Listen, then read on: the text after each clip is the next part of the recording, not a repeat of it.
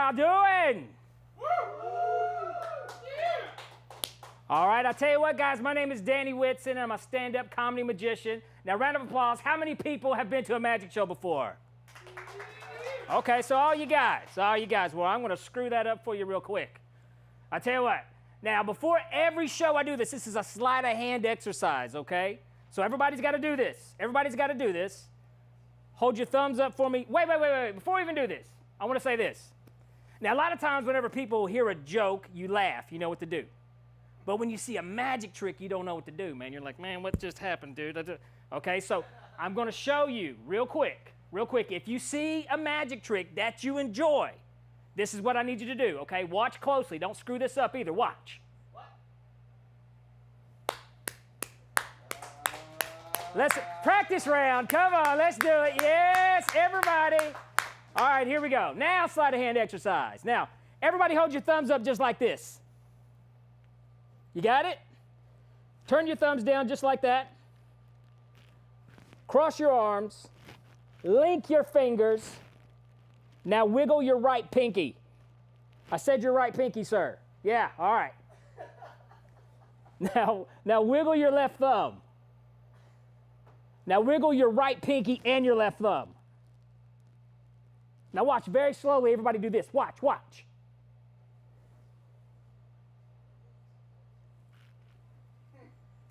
Yes!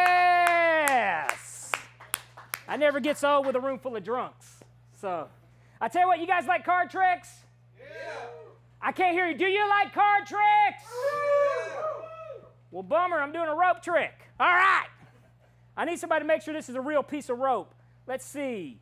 You, sir, make sure that's a real piece of rope. You, ma'am, make sure this is a real piece of rope. And you, sir, make sure this is a real piece of rope. Here you go. Get up here. Make sure it's real. No magnets, no trapdoors. Is it real? It's real. Pull on the rope. It's real. Real, no magnets. Real piece of rope. Real piece of rope? Real piece of rope. Is that a real piece of rope, ma'am? Organic. It's not hemp, but it's a real piece of rope. I tell you what, look, all right, we got 3 pieces of rope. We got a long piece, a short piece, and a medium piece. Now we need a magic word. Let's see. You, sir, give me a magic word. Snickerdoodle. Snickerdoodle. All right, that's a cookie, but it's also a magic word. So we'll roll with it. I hate that cookie. But it's okay. It's okay because it's your cookie. It's your cookie tonight, baby. Here we go. On the count of 3, everyone yell, Snickerdoodle. 1, 2, 3. Snickerdoodle. Watch. Just like that, we've got 1. We've got 2. We've got 3 pieces of rope the same size. Yeah! I tell you what, this is a tough trick to do with 3 pieces of rope. So just for you guys tonight, I'm going to do it with 2. I tell you what, it's a tough trick to do with 2 pieces of rope. So tonight, just for you, I'm going to do it for 1. Yes! I tell you what, for you guys sleeping in the back, I'm going to do it again. I tell you what, watch. We've got 1. Now we're back to 2. Yes. You, ma'am, what's your name? You, ma'am, what's your name? I thought you said man. Sorry. Ma'am, lady, what's your name? Maddie. Maddie used to be my grandmother's name. Give her a round of applause, guys. Yes. Beautiful name, Maddie. Now, look, we've got 2 pieces, and we're going to go back to 1 just like that. Yes. I'll keep doing it till you like it, Maddie. Here we go. But I tell you what, Maddie, I'm going to do something I've never, ever done before just for you, Maddie. I'm going to get rid of the ends. Oh, yes.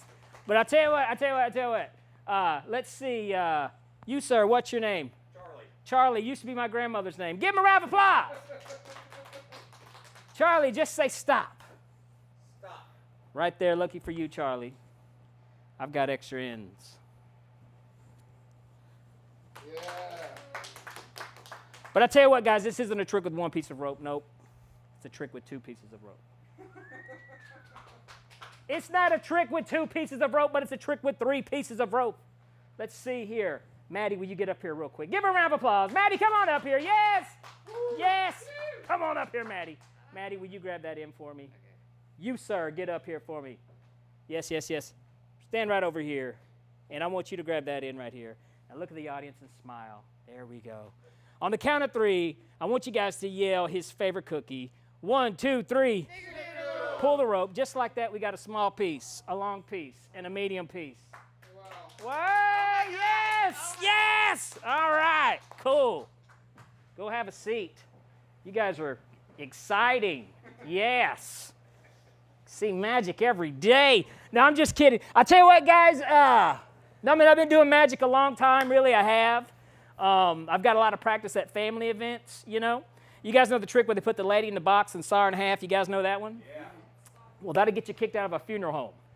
So don't do that one. Don't do that one. But now, man, I'm excited to be here because through this whole pandemic, I've been super bored, you know.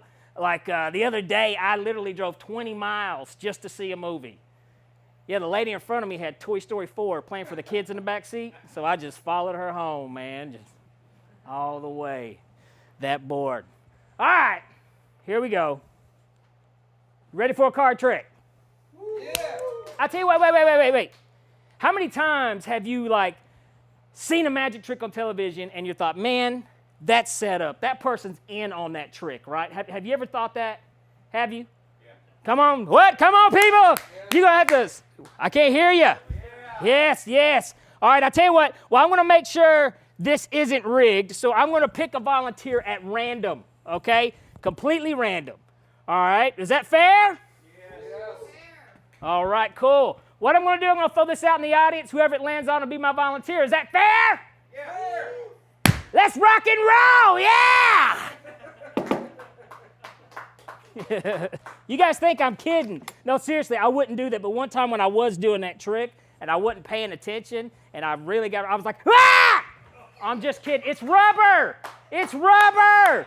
Yes, he just peed his pants, folks. But yes, it's rubber. I tell you what, yeah, it's rubber. I tell you what, man, next time you're in Home Depot and you need somebody to help you, get you one of these and be like, help me, yeah! But I tell you what, get up here, give him a round of applause, yes! Here we go, man. What's your name, brother? Girth, all right. Was that named after someone in your family or just? There we go, his grandmother's name. Give him a round of applause, yes! We remember Mrs. Girth. Here we go. I tell you what, you, sir, take a card. Look at it and sign your name really big across the face of that card and show it to the audience. Now, guys, I'm going to be honest with you. To be a good magician, you got to be very, very organized, okay? And you're going to see tonight that I'm very, very unorganized, okay? Like my sock, hold on. Wait. Let me get this back. Here we go. Okay, here we go. All right. But no, seriously, like my socks don't even match. That's how unorganized I am. One's gray and the other one's a glove. I don't know. I tell you what, can you shuffle? Shovel?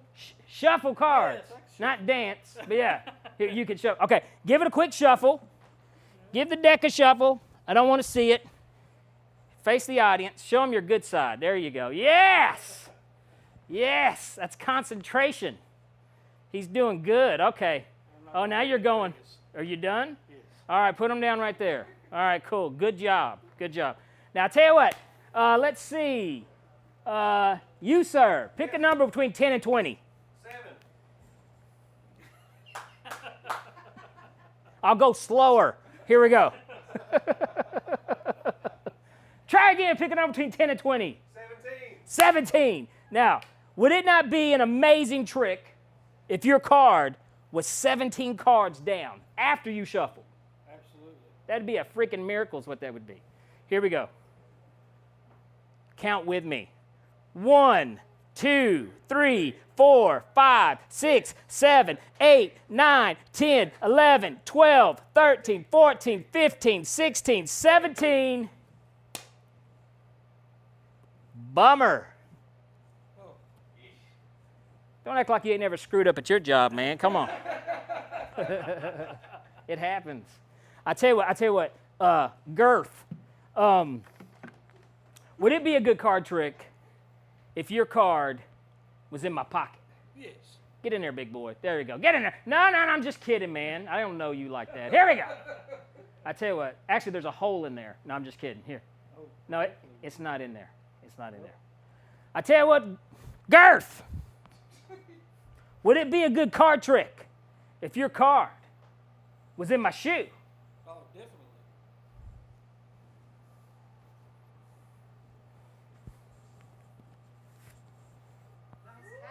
Woo, thank you. You guys thought I was joking about that glove, didn't you? Watch.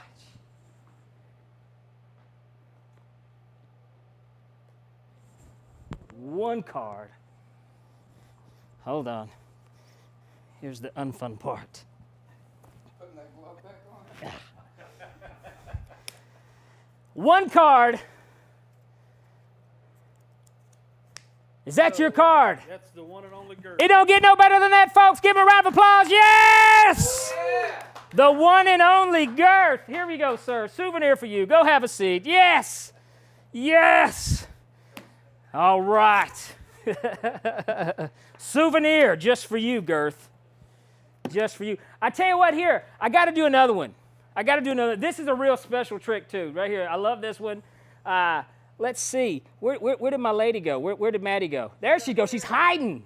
Maddie's like camouflage. You're like Predator over there. She's, you can't see me. I tell you what. Maddie, get up here, everybody. Maddie, Maddie, Maddie, Maddie. Yes. Stand right there for me, Maddie. Okay. You're doing good. You ever been in a magic show before? Man, who cares? Here we go. It's all right. It's all right. It's okay. You don't think so? Well, maybe. Maybe when you were little or you were really like drunk or, so there we go. So there we go. You're sober now. Yeah. Good deal.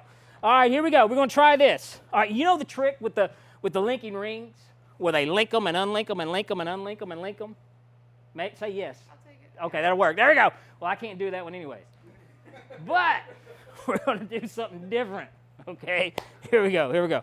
I tell you what, first of all, what I need you to do, I need you to, here, put this glove on that hand right there. Put it on right there. Perfect.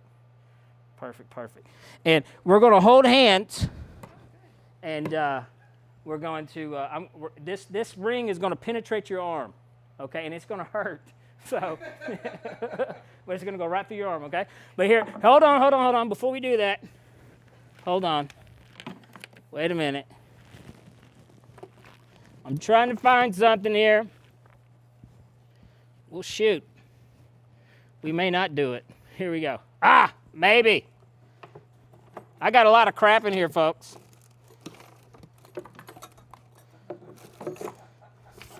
A whole lot of crap. Hey, Maddie, can you tap dance right now or something for me? There we go. Perfect. She's good.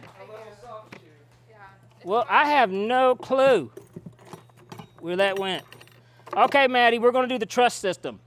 Close your eyes for me. Should I use the No. Put your hand down right here. Here we go. And close your eyes. You're doing good. Now here, I'm going to put a glove on too. Just keep your eyes closed. No, but you don't have to cover it up like that. Yeah, no, because I'm going to give you a magic wand. Here, hold on. I got a magic wand for you. Here. Here. Close your eyes. Just close your eyes tight. And hold on to the wand right there. You got that? Okay. Here, hold it over there. There we go. Cool. And now I want you to hold on to my hand, but just keep your eyes closed. Hold on my hand. There you go. You got it. You're doing good. Okay. Are you ready, Maddie? Keep them closed tight.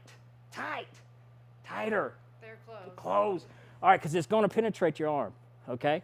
All right. You ready? Okay. Here we go. I'm afraid it's going to hurt, but don't move. Just stay very still. Okay. Let's see here. All right. Here we go. You guys ready? Watch. On the count of 3, say snickerdoodle. 1, 2, 3. Snickerdoodle. Wait. Don't open your eyes yet, though. Wait. This is like amazing. I can't believe this happened. This has never, ever happened before. Ever. Never happened. Ever. Have you ever blackmailed anybody before, Maddie? No. Okay, cool. Watch this. Look. We're going to do this again. Are you ready? Because I'm going to try to take it out. Okay, here we go. You feel that? Okay, on the count of 3, everybody yell snickerdoodle. 1, 2, 3. Snickerdoodle.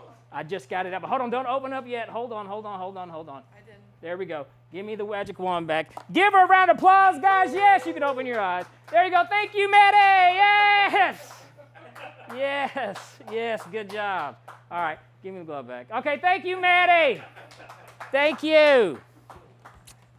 Oh, man. Guys, we're moving right along, man. Y'all having fun? Yeah. You know what, man? I don't play with that COVID stuff, so give me just a second here. I don't know where you been, Maddie. Here we go. Only in my glove, she says. Well, here, I'm being super Caroline. Whew. I tell you what, man. Doing this, you get to meet a lot of interesting people. You do. And I met this person after a show one time, and they liked my show so much, they actually had made my very own doll. They had their very own Danny Whitson magic and comedy doll, which I thought was super creepy, but it got even more creepier when it turned out to be a voodoo doll. Yeah, I think it looks just like me. What do you think? Huh? Pretty good job, right? Right? Looks just like me. But I'll tell you what, but here, you guys want to see if these work? Yeah. You guys want to see if these work? Yes. Yes. Here we go. All right, here we go. Yeah, here we go. We're going to hex it up in here, she says. We're going to see if it works. Here we go. We're going to.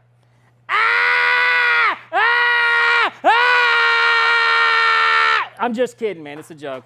It's not real. Here we go. Now, I tell you what. No, this is one I do want to do, for real, for real. This is one I really want to do. So let's use somebody we have not used yet. Let's use somebody we have not used yet. Let's see. You, good sir, come up here. Give him a round of applause. Yes! Now, do you believe in voodoo? Yes. What is your name? Charlie. Charlie. Charlie believes in voodoo. So we're going to do a little experiment, Charlie, with the voodoo doll. Okay. Okay. I'm going to take the needle right here out of the hand.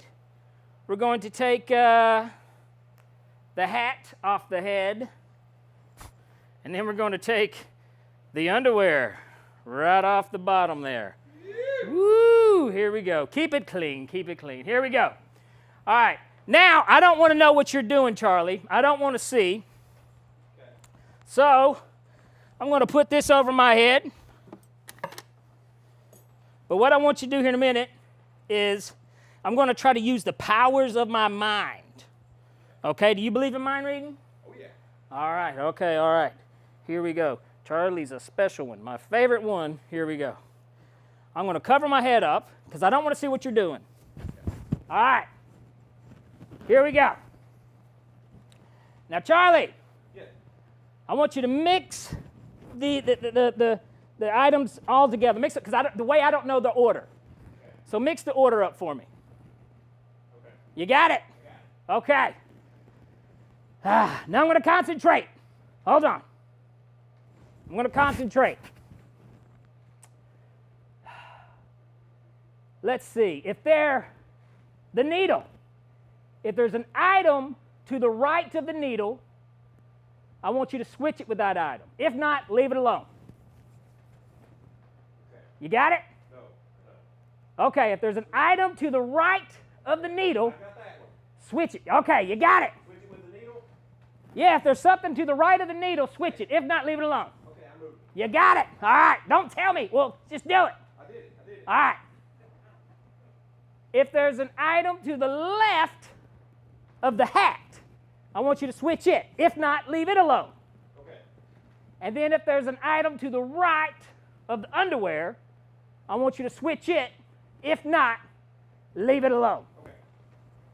All right, I'm going to concentrate here. Here, hold on. We're going to concentrate. Let's see. All right.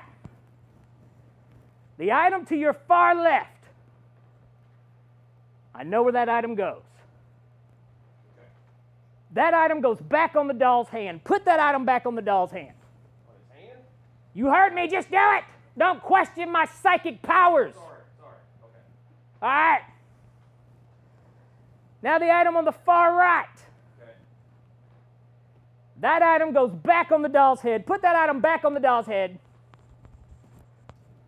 You got it. Yeah. All right.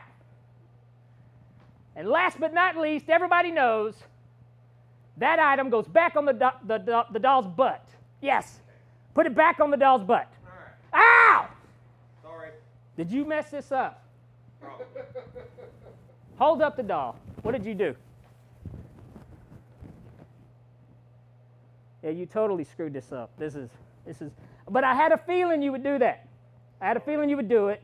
Sorry. I tell you what, put the doll down. And because you got the underwear on the head, the hat on the hand, and the needle. Holy crap! I tell you what. Look, if you look right here on this notepad, Okay. I've got a prediction. Okay. Show everybody what the prediction says. Open it up. All right. And show them what it says. It says, hat will be on the hand, the underwear will be on the head, and the needle will be in the butt. Give them a round of applause, folks. Yes! And I tell you what, unfortunately, that's a voodoo doll, so whatever you do to it happens to me. And if you would, sir, please get this out for me, please. Give him a round of applause, guys. Yes, that is my show. Thank you. He tried. That's classy.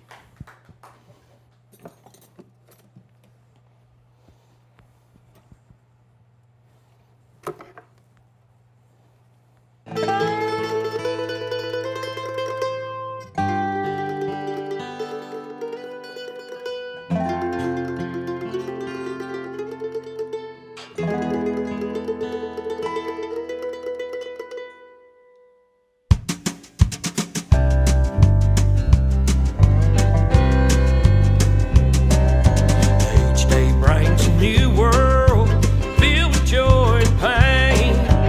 One day brings you happiness, one day brings you shame. How you call the shots, it's all up to you. It's not about what you say, it's all about what you do. When your glass is half empty, don't let it get you down. Fill it up again. Have another round.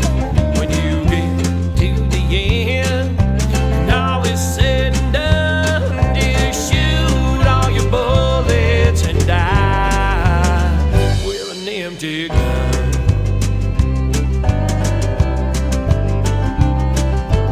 Live like a cowboy, riding the open range, searching for the feeling that only freedom brings.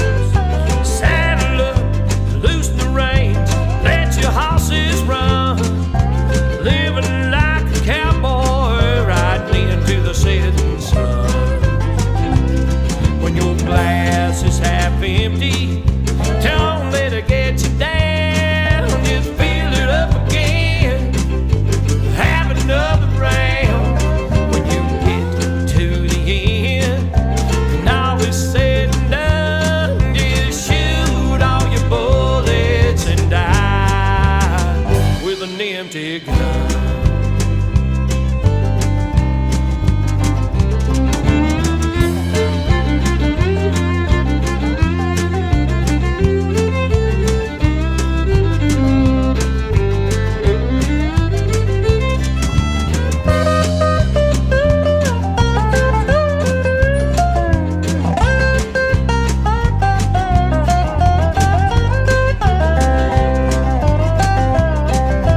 Ride, cowboy, ride, ride like the wind. You'll never get this chance to ride this way again. When your glass is half empty, don't let it get you down. Fill it up again. Have another round. When you get to the end, and all is said and done, just shoot all your bullets and die with an empty gun. Just shoot all your bullets and die with an empty gun.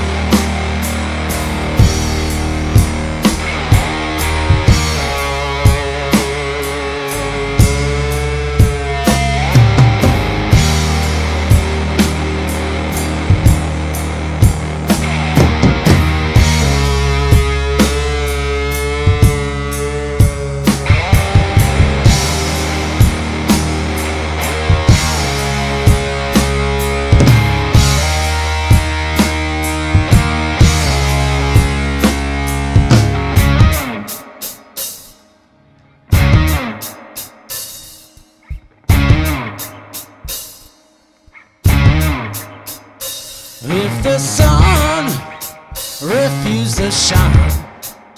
I don't mind. I don't mind. If the mountains fell in the sea, it ain't me. Let it be.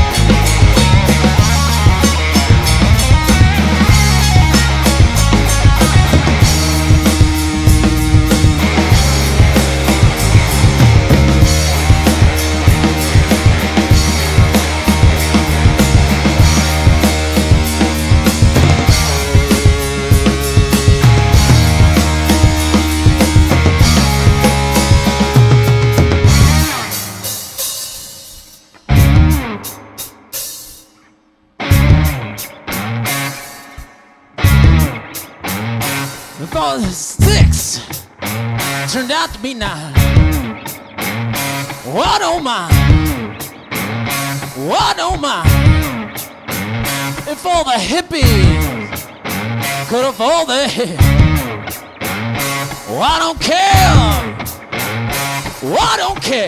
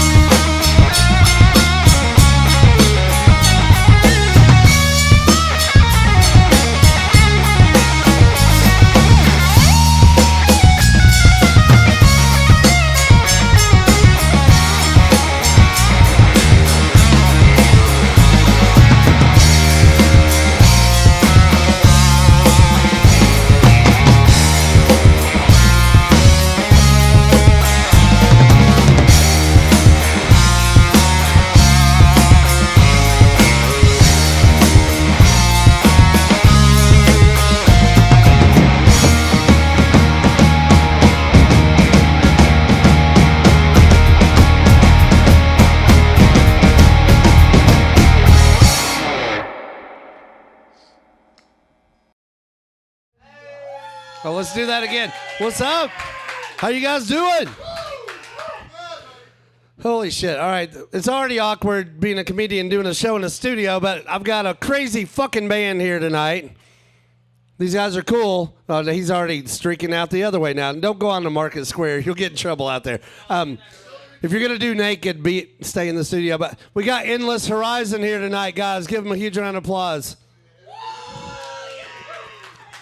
The only people here to give themselves an applause was Endless Horizon. So that was they're the only people in the studio except for Danny Whitson and James Gilly. I've done shows in front of 1,000 people, and this is way louder than what I'm normally used to, but this is great. So, and I'm also, I just came straight from the Gatlinburg Strip, and I just got a one shot of moonshine and drove it all the way to Gatlinburg, or Knoxville, so cheers. Cheers. Oh, they suck at cheers. All right.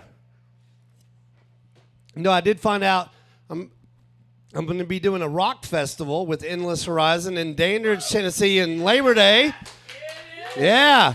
So I've already seen what my death is going to look like. So that's all right. I've already predicted the future. I'm like, I'm dying on Labor Day in a fucking camper in Dandridge. That's great. Oh, it's a cabin. All right. So it's not like. It'd be cooler if it's like a spaceship and it's like vertical horizon. You know, that'd be badass. Yeah. Some aliens. Yeah. That's Dandridge. There'll probably be aliens. All right. So, shit. So, I don't even have a plan of what I'm talking about. But Gatlinburg. Who all goes to Gatlinburg? Really? Wow. That's a big response out of 8 people. Usually they're like, no. Did you guys hear about the bomb scare recently in Gatlinburg?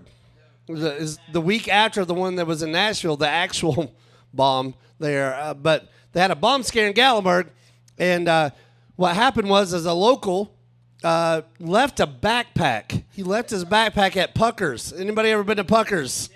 Yeah. Oh, yeah. Everybody's been to Pucker's. If you got kicked out of Pucker's, that's pretty bad, because it's hard to get kicked out of Pucker's. You got to do some crazy shit. I got to hear this story. That's his backpack at Pucker's. Yeah, I definitely want to hear the Pucker's story. But yeah, this guy, a local guy in Gatlinburg, left his backpack at Pucker's, and it was a week after the actual Nashville bombing. So at 5:30 in the morning, this couple's walking by, and they're from Nashville, and they see this backpack sitting outside Pucker's. So they call the police. And next thing you know, and it's on a busy day, they shut down the entire strip of Gatlinburg. The entire strip is shut down. We have to evacuate for 3 hours. And so luckily I knew some of the cops, and so I kind of worked my way down. I looked down the strip. All you could see were cop cars, ambulances, fire trucks, bomb squads. And the only other people on the entire strip was the line at the fucking Pancake Pantry. That's all the people that were there. The Gatlinburg people watching know what I'm talking about. There's like they wouldn't move. So yeah, I've been doing stand-up for 11 years. When I first started, all the other comedians in Knoxville labeled me Knoxville's metrosexual comic, which nobody even knew what the hell that meant. They were like, he's got spiky hair and he wears cool shoes. And that's all we knew. We didn't know what metrosexual meant. And I was fine with it until I did a show in Alcoa. You guys ever go to Alcoa on purpose? Yeah. I was doing a show at this. Are you from Alcoa? Oh, God, I got to drink my tiny whiskey. Hold on. The Bullpen? That's where I was. You got kicked out of the bullpen? Yes. Not even kidding. I'm not even kidding. Holy, how? I've seen people stabbed. I've seen people stabbed and murdered during my show, and they didn't get kicked out. How did you guys? I have one word. Naked. Well, I'm sure that's coming soon. James, you were right. These guys are fucking crazy, and I love them, but they're awesome. They are. You are the Motley Crue of Knoxville. That is. You might need to do a new documentary for these guys. Holy shit. Oh, I just snorted. All right, that was the Jameson. No, so I was doing a show in Alcoa at this dive bar. It's like 10 years ago, and they introduced me as Knoxville's metrosexual comic. And so I walk off stage, and there's a guy. He's already waiting for me at the bottom of the stage. He's like, "All right, man, tell me, are you like almost gay? Are you like super gay?" I'm like, dude, first of all, that doesn't even make any sense. And second of all, you just listen to me talk about my wife for an entire hour. I was like, I think it's pretty obvious that I'm almost gay. Yeah, so... And then last year, I wrote a children's book about a bear in Gatlinburg. It's like a real story about a bear, and it's a children's book. And so I go on Facebook, and I ask all my friends, I was like, hey, do you guys mind sharing my book? And everybody did. They were all cool. But this one guy, this is a good friend of mine, but he's like a pillar of the gay community. He's got over 100,000 male followers on Tumblr. And he sends me a message. He's like, Alex, you want me to share your book? I was like, dude, that'd be awesome. Thank you so much. Here's the problem. Instead of sharing a picture of my children's book, he dug deep down into my Facebook profile pictures, found a picture of me standing on the side of the road in New Mexico wearing a cowboy hat with my shirt unbuttoned. That's what he posted. No joke, in 2 hours, I had messages from 500 guys all around the world. Private messages. Do you have any idea how many dick pics I had to send out that night? No, it's a slow mover. It's my #1 selling book. Yeah. Fuck, I need to take these guys on tour with me, man. I need good laugh. Just get them drunk and put them in the front row. I'll be good. No matter, every show will be good, no matter how shitty the crowd is. All right.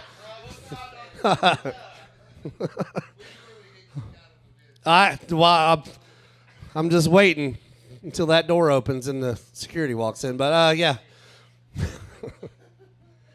Shit, I don't even know where I'm going from here. So, you guys married? Anybody married in the room? There's literally 6 people here. No, okay. No, all right. Oh, my gosh. It's all right. No, it's fine. Yeah. I'm married. I am married. I got a super hot wife. It's cool having a hot wife. Sometimes it's not cool having a hot wife, though. Like when you walk down the street and guys will yell and shit, it's not cool. And I was doing a show in Asheville, North Carolina. Anybody go there? You live in Asheville, so you're going to understand this. So last year, 2 years ago, I was doing a show in Asheville, and my wife and I were walking down the street, like during the daytime before the show, and we were shopping. These 2 guys walked by, and one of them goes, "Nice ass." And I got pissed, and I turned around. I was like, I'd had enough. I was like, "Say it again, bitch." He goes, "Ooh, nice ass and feisty." Really, y'all didn't get that?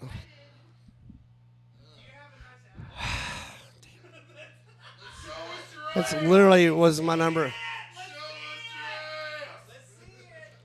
That was a big mistake inviting them in here into the room. No.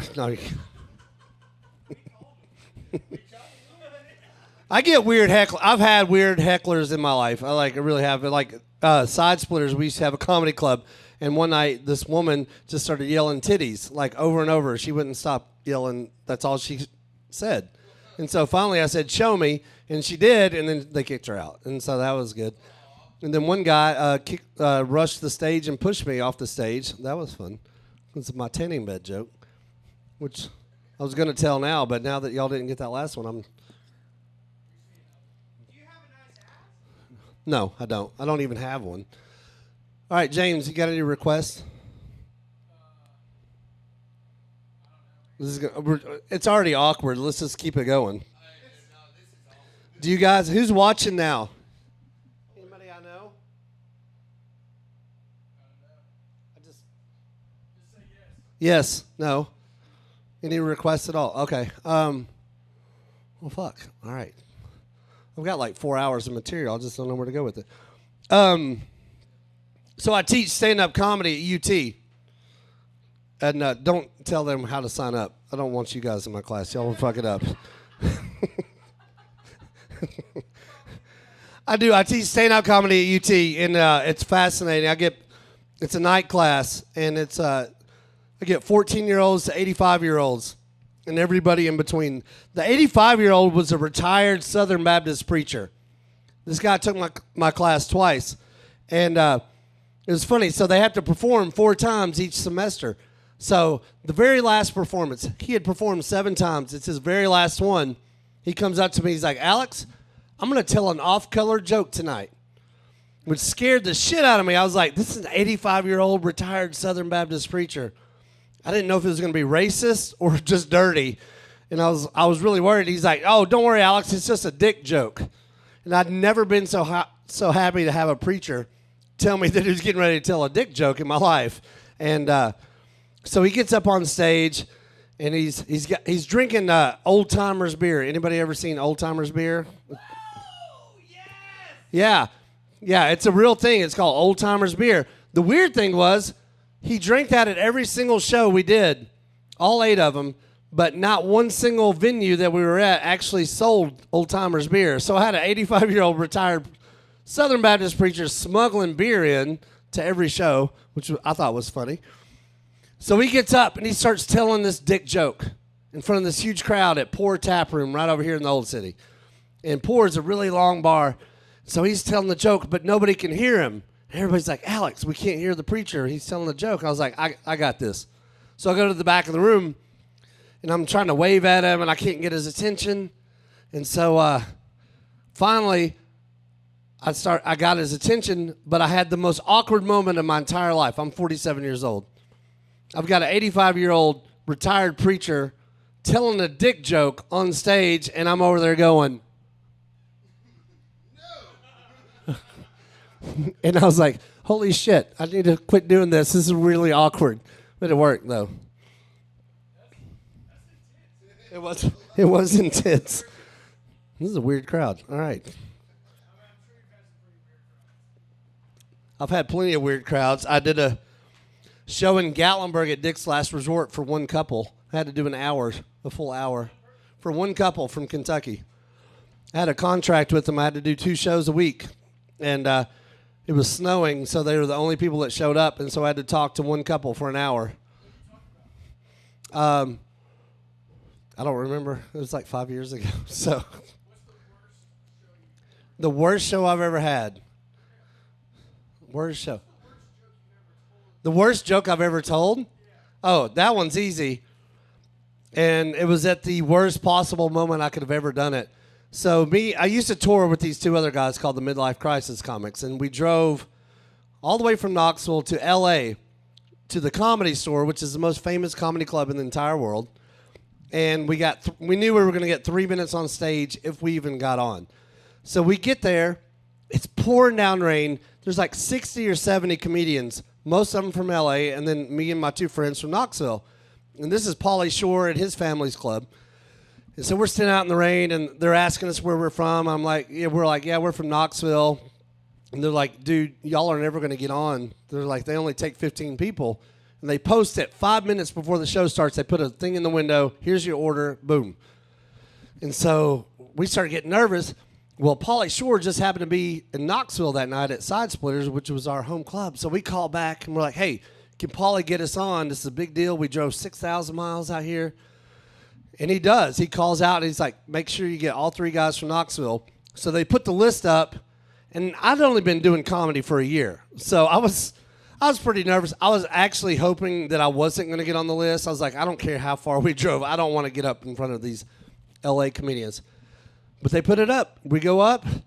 I get 3 minutes on stage, and I'm a storyteller, so that meant that I had to condense all my stuff all the way down to like one-liners, which I don't have very many. So I get up in the most famous comedy club in the whole world. The guy tells me before I go on stage, he's like, hey, do a good job. This is where Chris Rock, Jay Leno, everybody you can imagine started right here on the stage. I'm like, all right, I got it. I walk out, and here's what I did.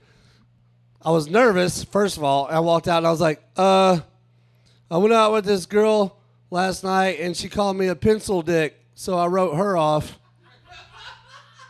I was like, holy fuck, I just did that, didn't I? I did that in front of people. I was like, so yeah, that's probably the worst one that I've ever done.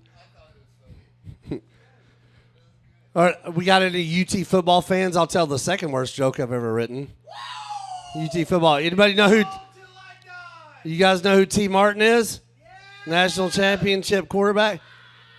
Here's the dumbest joke I've ever written, actually. So T. Martin, former UT national championship quarterback's walking down the strip here on Cumberland Avenue, and he's wearing his jersey.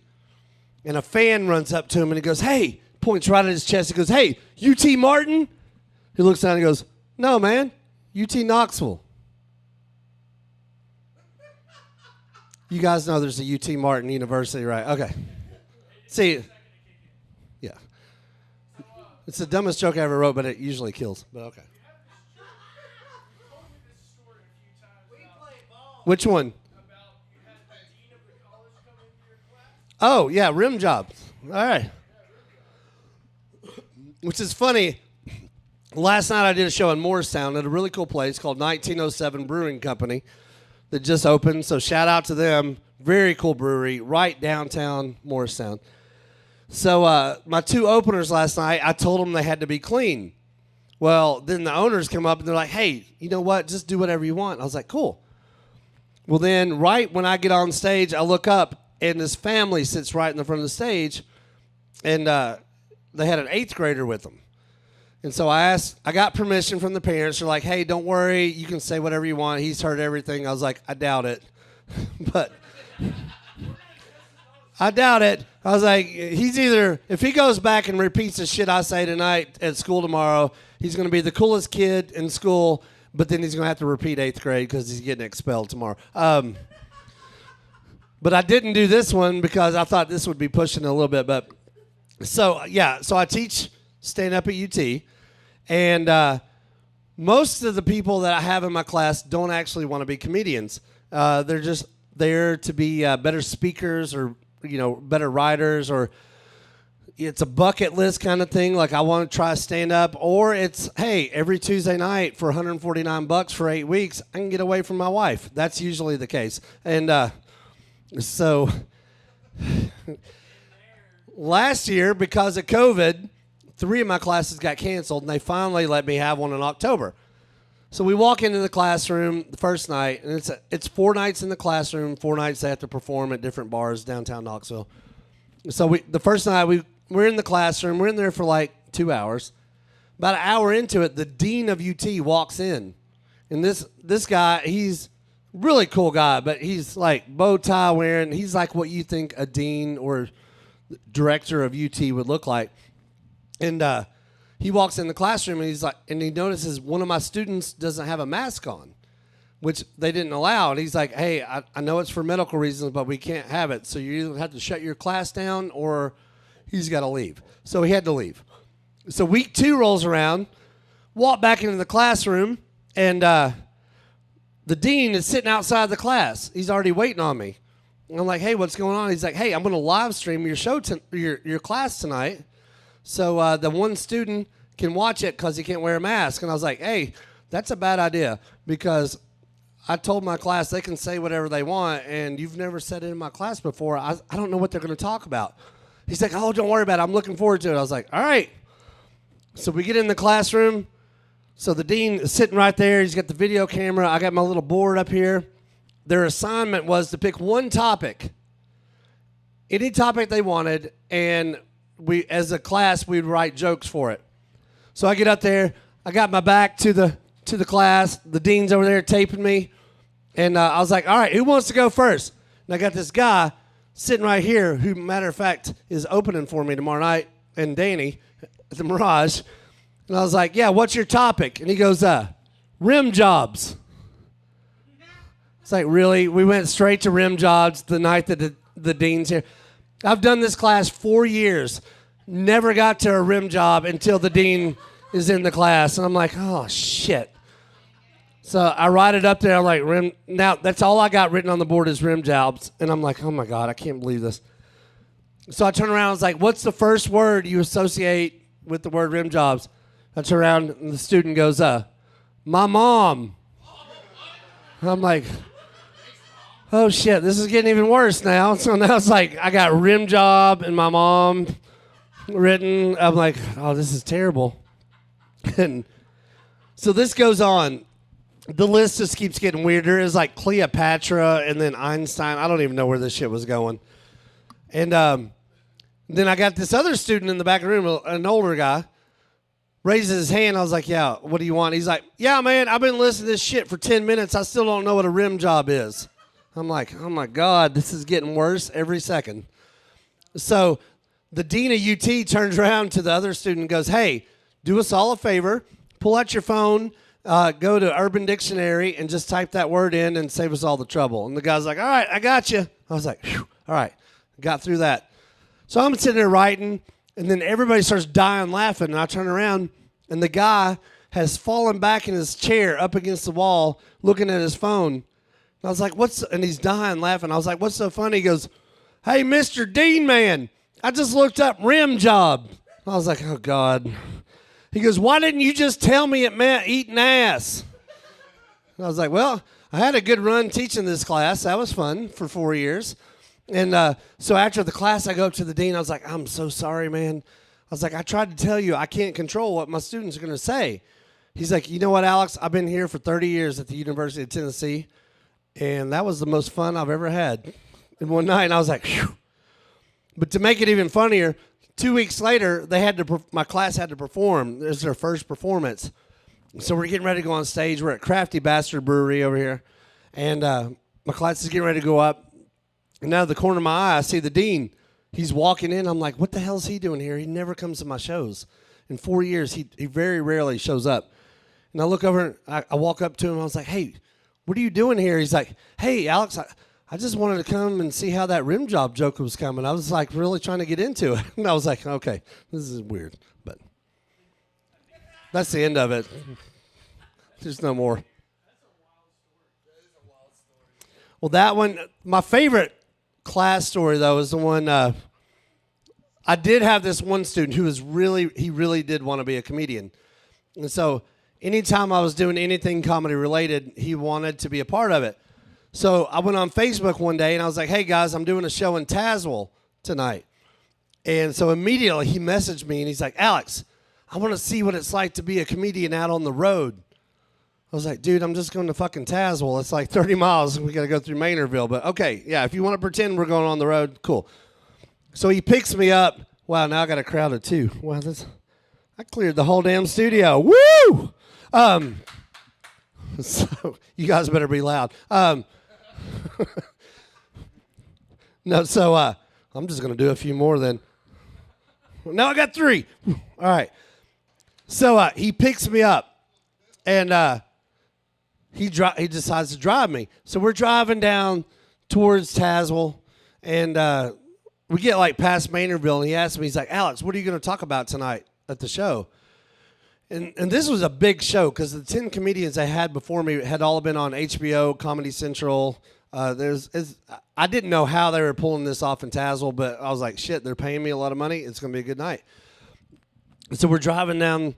He's like, what are you going to talk about? And I was like, well, I start out the show talking about me being almost gay.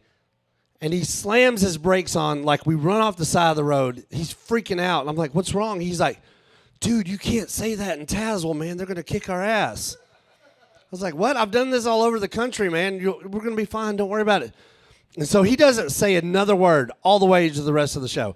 He's like driving like this, just scared.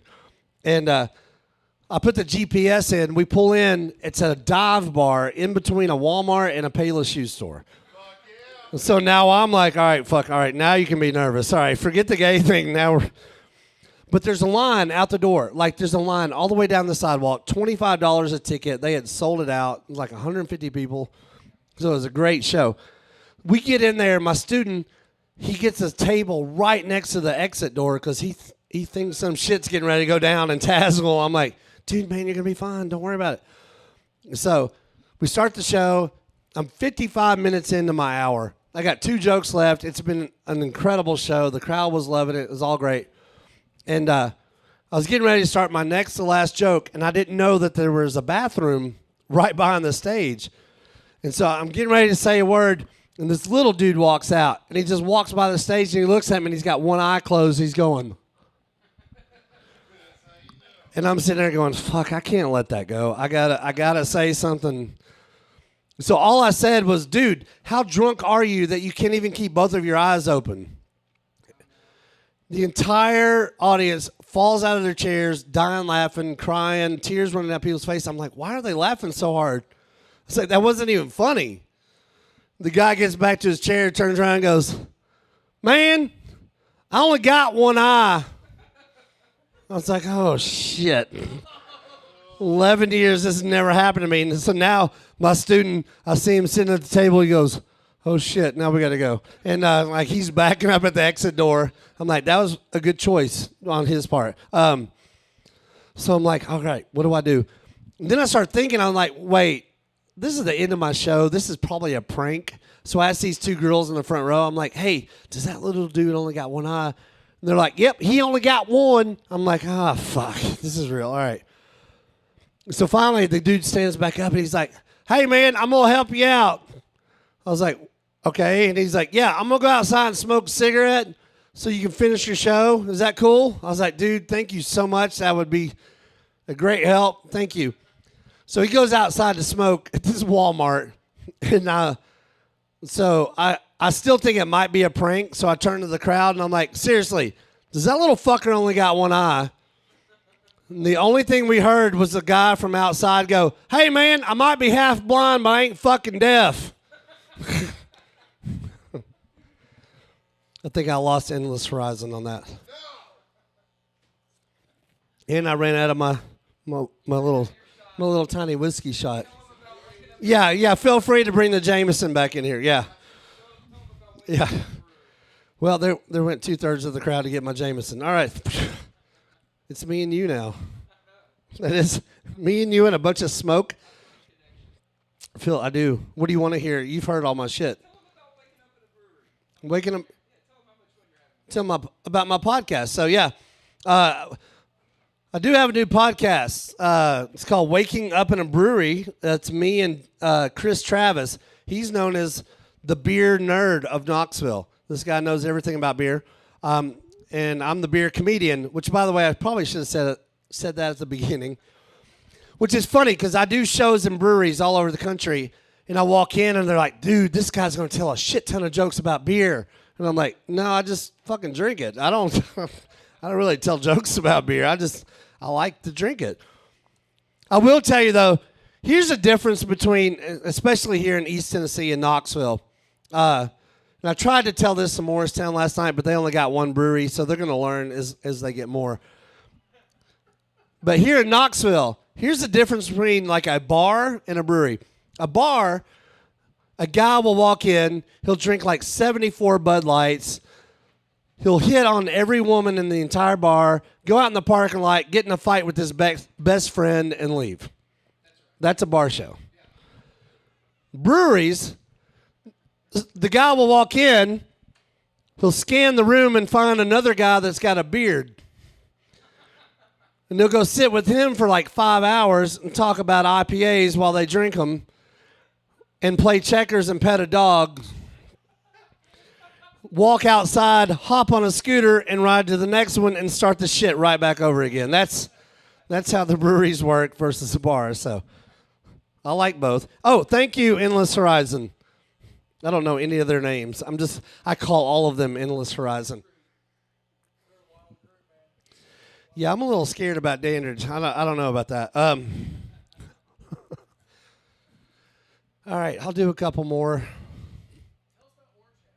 Orange Hat. Oh, yeah. So, anyways, yeah, Waking Up at a Brewery. My podcast is every Wednesday morning at Orange Hat Brewery, which is one of my corporate sponsors.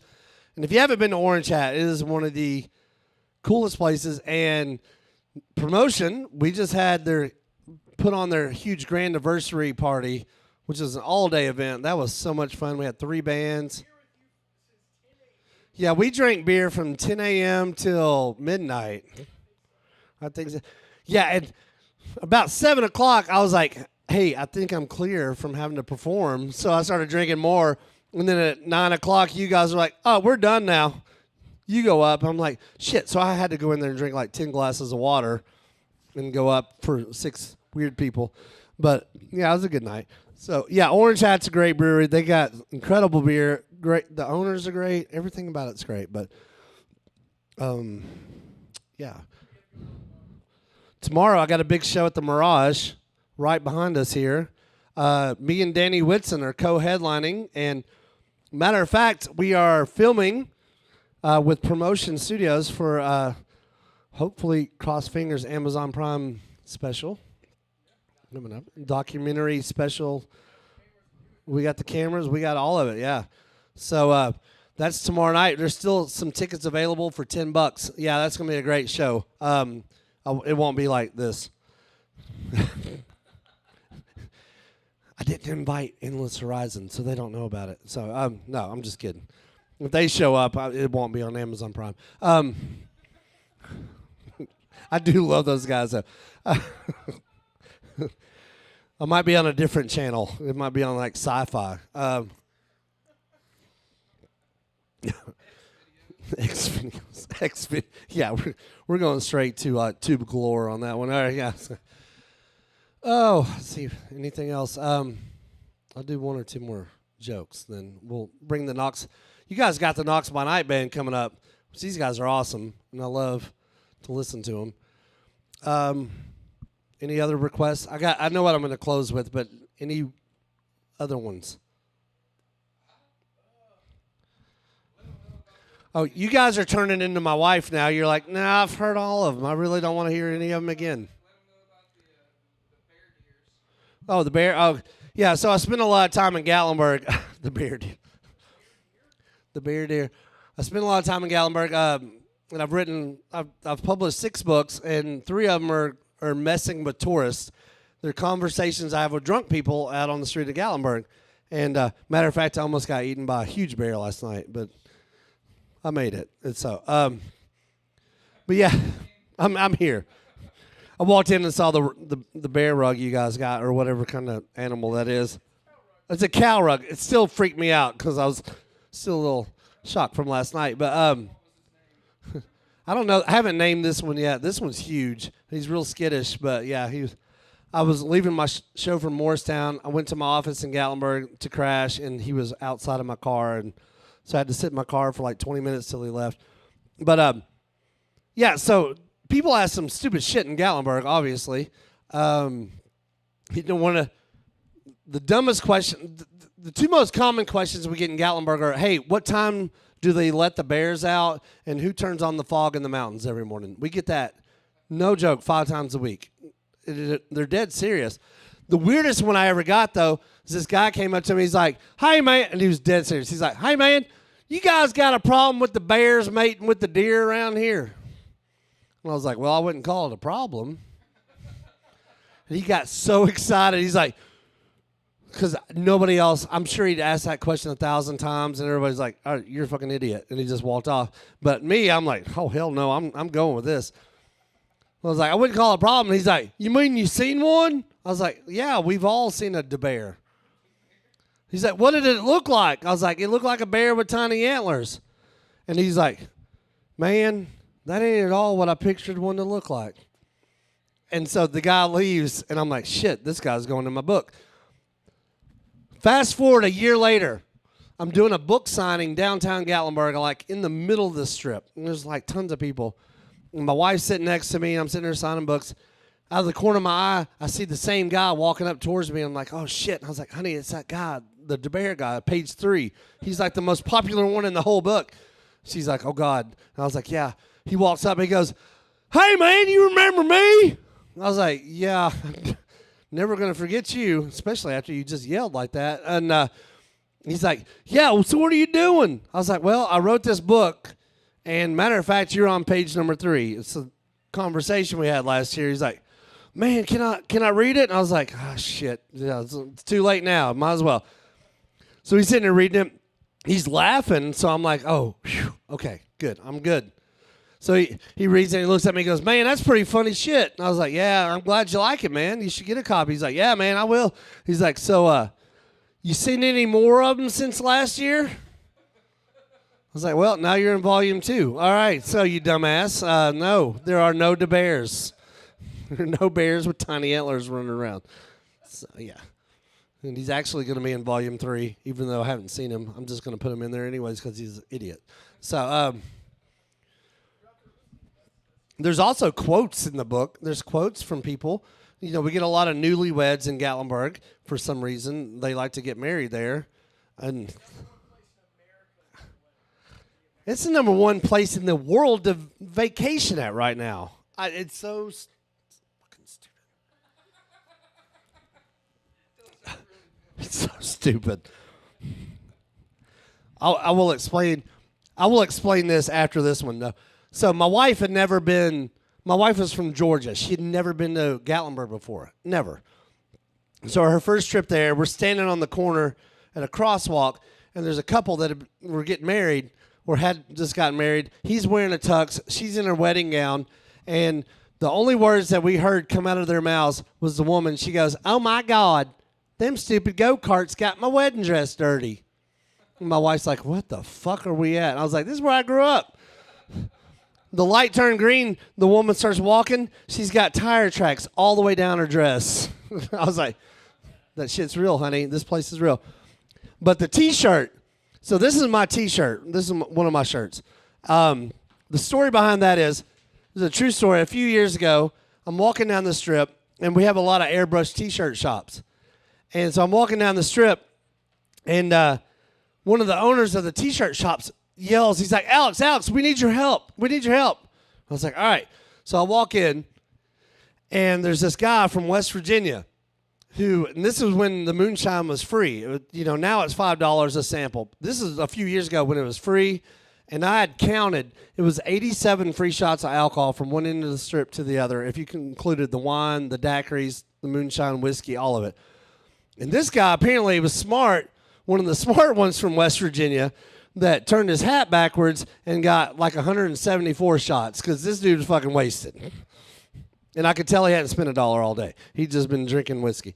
So the T-shirt shop owner's like, "Alex, we got this guy in here, man. He wants a shirt, and he wants like just the essence of Gatlinburg on it." I was like, "Well, shit, that's easy." I was like, we got bears, we got fucking ninja shops, and pancakes. That's it. That's Gatlinburg. That's the whole town. And that's my shirt. So if anybody wants one of those. Seriously, we have like 87 ninja shops, and nobody knows why. I've never seen anybody with a sword or a throwing star. I don't even, they think everybody's so confused by the ninja shop. I think there's something else going on there. But, all right, so I'll tell this one last one, and then we'll bring the Knox by Night band up, which I'm excited to watch because these guys are amazing. But yeah, Gatlinburg is a weird place. It's a weird place. I meet a lot of weird people in Gatlinburg. And I've got a friend that I drink with up when I'm in town. He's a bartender there named Greg. And we hang out at the same bar. It's called Tom and Earl's Back Alley Grill. Another one of my sponsors. Hey, how you guys doing? But it's a great little bar. They got this little section where you can sit out and have a beer, and people are walking by. And so he likes to tell everybody that I'm a comedian. And anytime we meet people out there, we always meet people. He's like, "Hey, Alex is a comedian." And, you always get, you guys know, you get two responses like, "Hey, tell me a joke." Or, "Hey, let me tell you a joke. Maybe you can use it." And you never can. This one guy at the bar came out. He's like, "Hey, I'll give you this one for free." I was like, "Thanks. This is going to be great. I'm sure it will be." And he's like, "Yeah, here it goes. My wife likes me to have sex with her belly button." I was like, "Yeah, what's the punchline?" He's like, "That's all of it. Can you use it?" I was like, "Yeah, I can. You can't." And I was like, "I'm going to be using that from now on." But anyways, so this one day, so my friend and I out there sitting outside Tom and Earl's, a beautiful day, we're having a beer, and these four couples walk up, and these are redneck Florida. Like redneck Florida. Four couples. They walk up, they start talking, and the one guy's, they're all wearing neon shirts. They weren't even Gatlinburg neon. They were like Florida neon, which is weird because you don't usually see the Gatlinburg neon while they're in Gatlinburg. They brought their own neon from Florida to Gatlinburg, which is impressive. Yeah. That's hard to pack. And so the one guy's like, "Yeah, man, I own the biggest biker bar in all of Florida." He's like, "It's in Daytona Beach." He's like, 3 times a year we have these huge biker festivals. All the bikers come to my bar and campground. It's like 5,000 bikers. And so Greg decides to tell him that I'm a comedian. He's like, hey, Alex is a comedian, man. You should book him. I'm like, shut the fuck up, dude. I'm not going to do this. And the guy's like, yeah, man. He goes, we got midgets. We got strippers. And we got 2 titty shows a day. It was like that long of a pause. It's like he's really excited about the titty shows. And before I could even respond, I kept trying to chime in between Greg and this guy. Before I could even say anything, his even drunker, dumber, more redneck friend is over in the corner, stands up and goes, yeah, man, last year I got a blowjob on the Ferris wheel. And I'm like, fuck, there's a Ferris wheel? All right, cool. And he goes, yeah, and it wasn't even from my wife. And his wife's sitting right next to him. She's like, yeah, it wasn't me. And I'm like, who in the hell are you people? Where did you come from? And so finally, the guy that owns the bar turns to me and he's like, all right, man, so like if I booked you, like how much you gonna charge? Like what's your fee? Like I'm like, normally for like a whole festival like that, I'd probably charge like a couple grand. I was like, right now though, I'd pretty much settle for an all-day wristband to the Ferris wheel. That sounds pretty damn fucking good. All right. Thank you so much. Thank you, promotion, for having me do this. Who? Who am I thinking? It's promotion. I don't even know where I'm looking right now. Endless Horizon is probably getting arrested right now in Market Square naked. That's my guess. It wouldn't be a shocker. They're fun guys, though. They did bring me more Jameson, which is the only way I got through this. All right. So, guys, I'm going to get off here. Thank you so much. You guys have a good night. That's more claps than I got from that one couple in Kentucky that night. All right, good. All right, sweet. No, make sure you stay tuned. Knox by Night Band, these guys are fabulous, and I can't wait, even though I'm going to go outside first. All right, bye.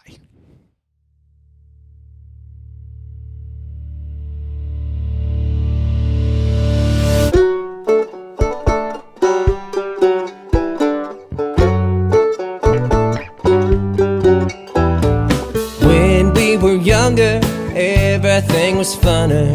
We'd hang out all summer and stay cool.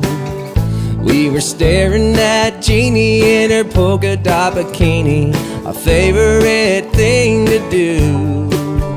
Now I'm staring at a clock up on the wall. I just need a day to do nothing at all.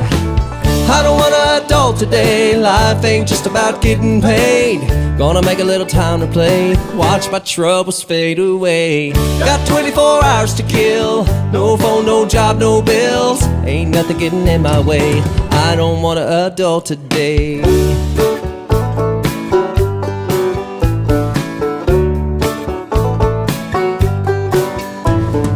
Dust off my old Shakespeare pole, me and Jeannie at the fishing hole. I ain't worried about the yard, write some songs on my guitar. And when this day is through, you know I'm gonna feel brand new. Don't try to get in my way. I don't want an adult today. Life ain't just about getting paid. Gonna make a little time to play, watch my troubles fade away. Got 24 hours to kill, no phone, no job, no bills. Ain't nothing getting in my way. I don't want an adult today.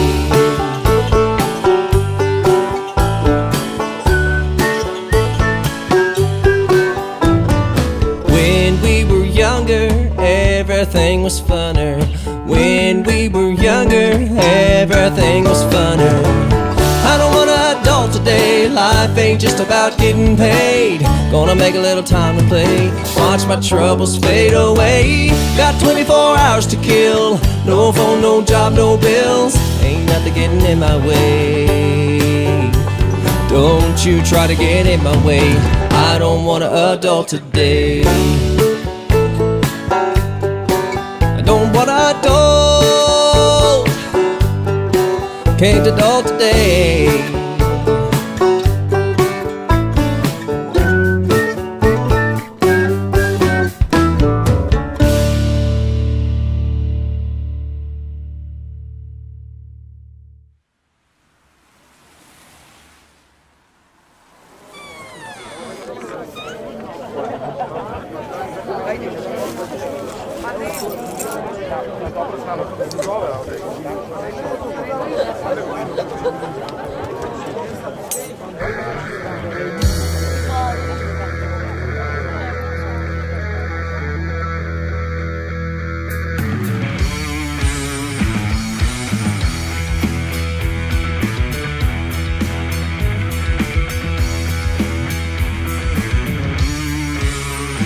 Whiskey breath every morning, but I still can't see you straight.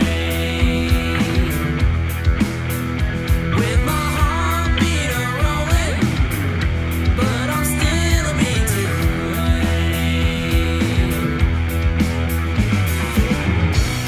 You're a backstabbing woman, got a heart to match the face.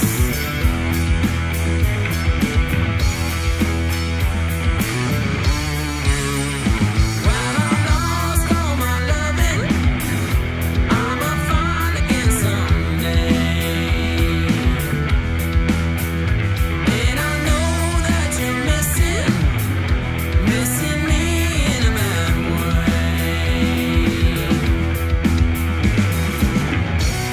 You're a backstabbing woman, got a heart to match the face.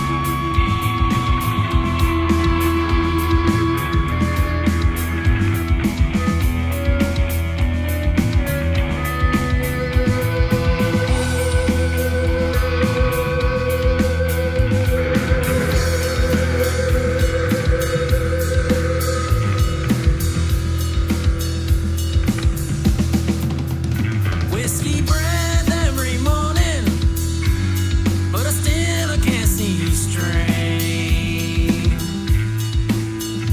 With my heartbeat a-rolling, but I'm still a bit too late. You're a backstabbing woman, got a heart to match the face. You're a backstabbing woman, got a heart to match the face. You're a backstabbing woman, got a heart to match the face.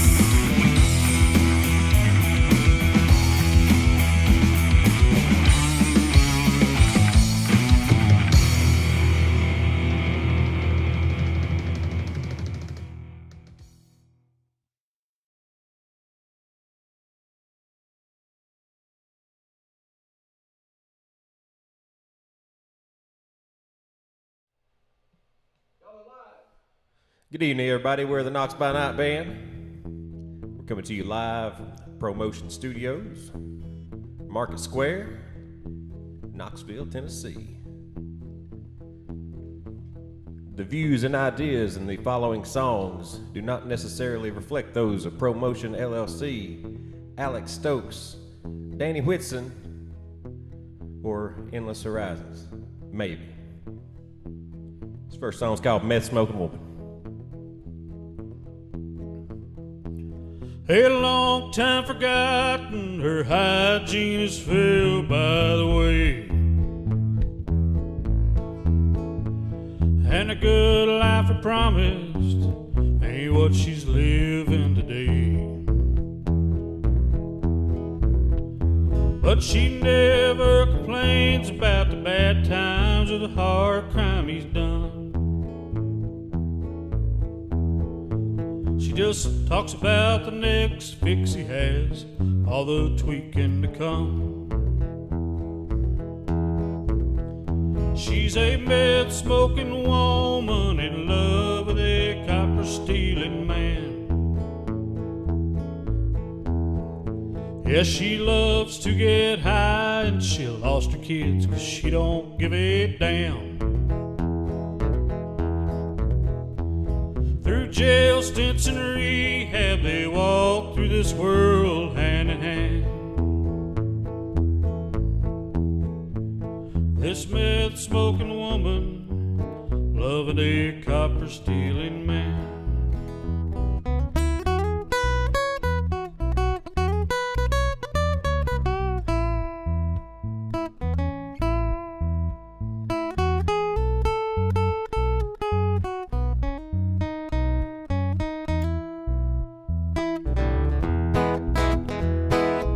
He waits till nighttime, gets his flashlight and toolkit again.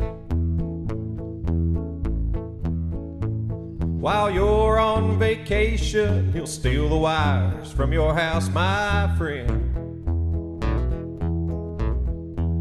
You may think his life's crazy, but he's doing the best that he can.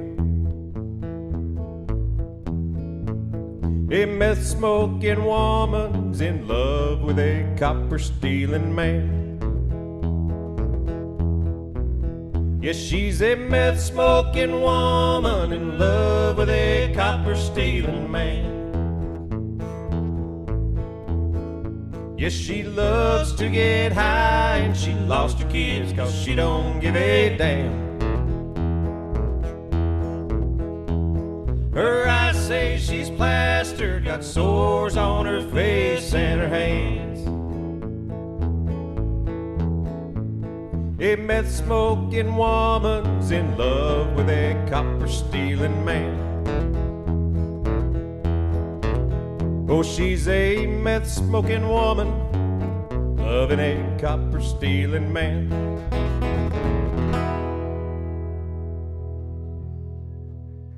Thank you, thank you. True story, true story. Any husbands out there? Husbands? All right, yeah, we got a couple. This song's for you.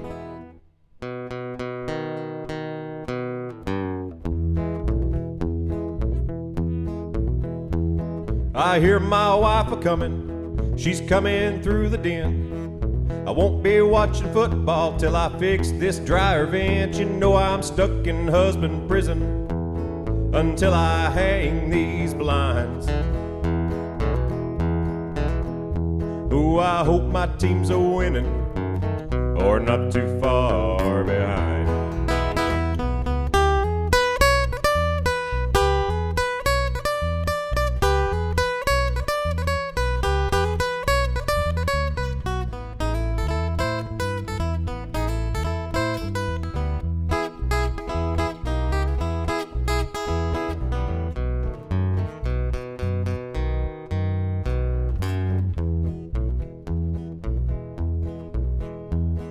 Now when I was a young man, my father told me, son, don't ever get married, invest your money in trucks and guns. You know I'm stuck in husband prison, I miss my old Dodge Ram.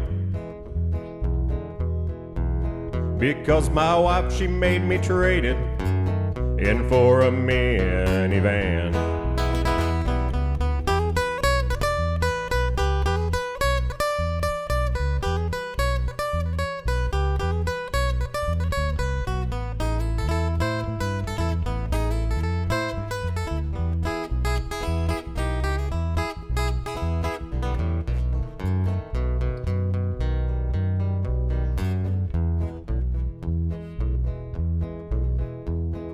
Well, I took off last Friday, so I hooked up my boat.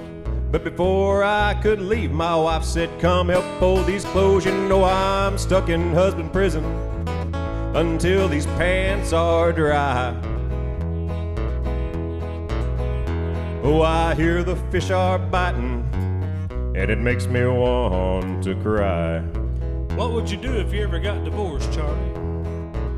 If I ever got divorced, huh? That's right. If I were divorced tomorrow and all the girls were mine, I wouldn't know what to do, because it's been a long time I'm doing life in husband prison, giving myself a hand. You know, I just might get lucky if I quit this stupid fucking band.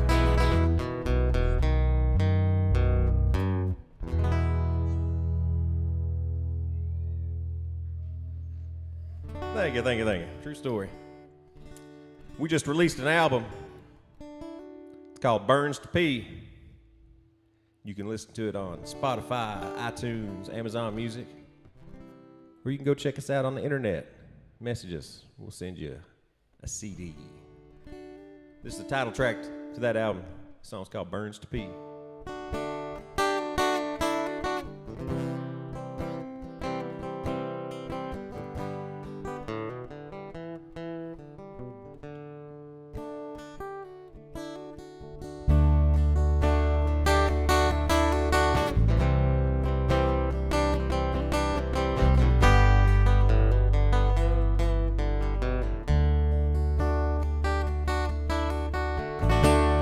Made me a woman down in the city, Lord. Pretty eyes, gentle smile. And I took her back home to my apartment, Lord. And she lay with me a while. Now it burns to pee.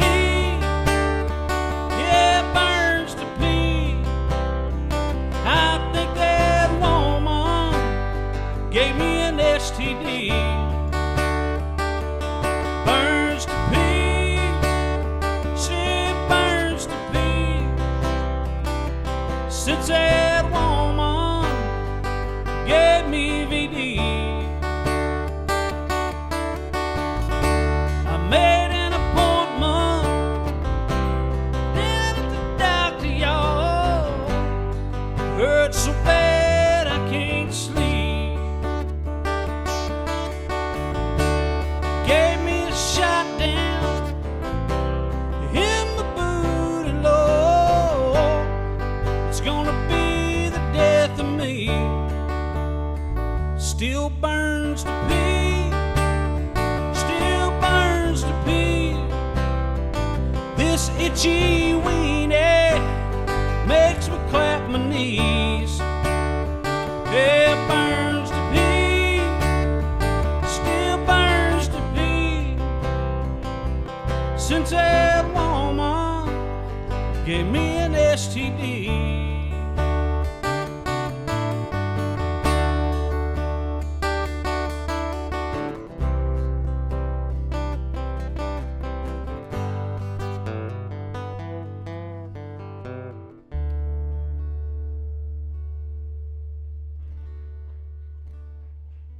Thank you, thank you. True story, true story.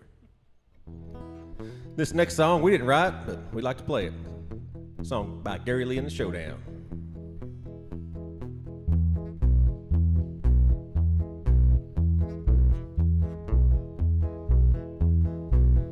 Well, it's 40 below and I don't give a fuck. Got a heater in my truck and I'm off to the rodeo. And it's Alameda left and Alameda right. Come on, you motherfucker, get your right step right. Get off the stage, goddamn jerk, get off. Oh, piss me off, fucking jerk. Get on my nerves. Well, here comes Johnny with his pecker in his hand. He's a one-ball man and he's off to the rodeo.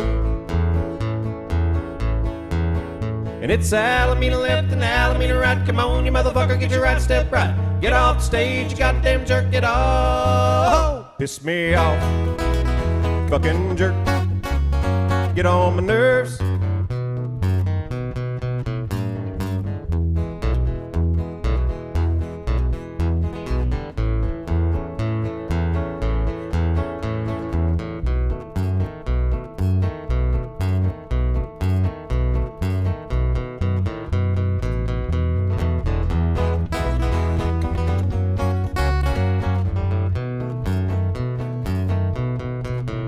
Well, it's 40 below and I don't give a fuck. Got a heater in my truck and I'm off to the rodeo. And it's Alameda left and Alameda right. Come on, you motherfucker, get your right step right. Get off stage, goddamn jerk, get off. Oh, piss me off. Fucking jerk, get on my nerves. Well, here comes Sally with her nipple in her lip. She's a buck-toothed bitch and she's off to the rodeo. Oh, you know her, Josh? And it's Alameda left and Alameda right. Come on, you motherfucker, get your right step right. Get off stage, goddamn jerk, get off. Oh, piss me off. Fucking jerk, get on my nerves.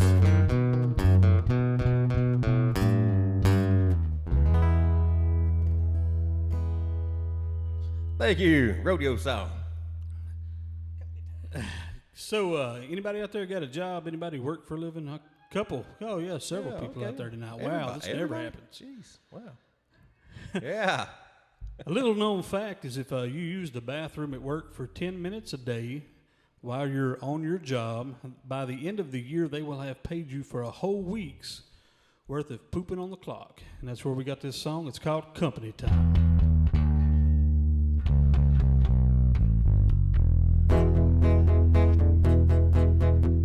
Late for work this morning, stomach rumbling like a Cadillac. I squeezed my butt cheeks tight, 'cause last night I ate some tacos and I chased it with some nachos. Went to bed feeling fine. You probably think I'm crazy. My boss says I'm lazy, 'cause I won't go on my own dime. I ain't nobody's fool, gonna wait to drop my stool when I can get on company time. Pooping on company time. Pooping on company time.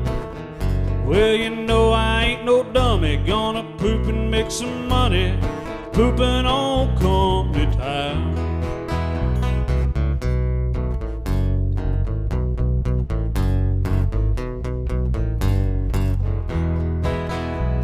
Well, before you know it, my shift is halfway over.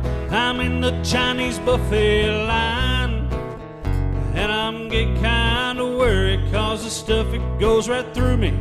Won't be long, I'll be in a bind. I know that I'm in trouble when my stomach starts to gurgle. Don't think it's a solid kind. I just head on back to work, 'cause you know I'm a jerk, so I can poop on company time. Pooping on company time. Pooping on company time. Well, you know I ain't no dummy, gonna poop and make some money. Pooping on company time. Pooping on company time. I'm pooping on company time. Well, you know I ain't no newbie, on the clock and dropping dookie. Pooping on company time.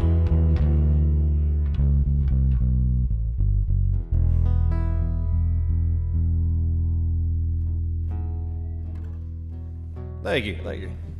True story, true story. This song's called Old School Hose.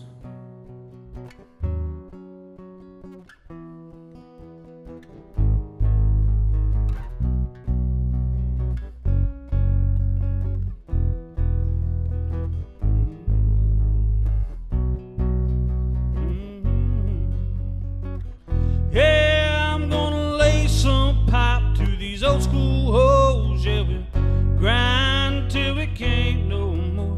Gonna lay some pipe to these old school hoes. Yeah, we'll grind till till we can't no more. I got them condoms in a bag, got the Ajax in a sack. Last time I did this, I broke out in a rash. I be with them hoes, got the mattress on the floor. Since the 1990s, they've been begging me for more. Ain't loyal for nothing. Loyal for nothing. Ain't loyal for nothing. Loyal for nothing. I feel like Obama when I'm with your mama. She can't have no babies, no baby mama drama.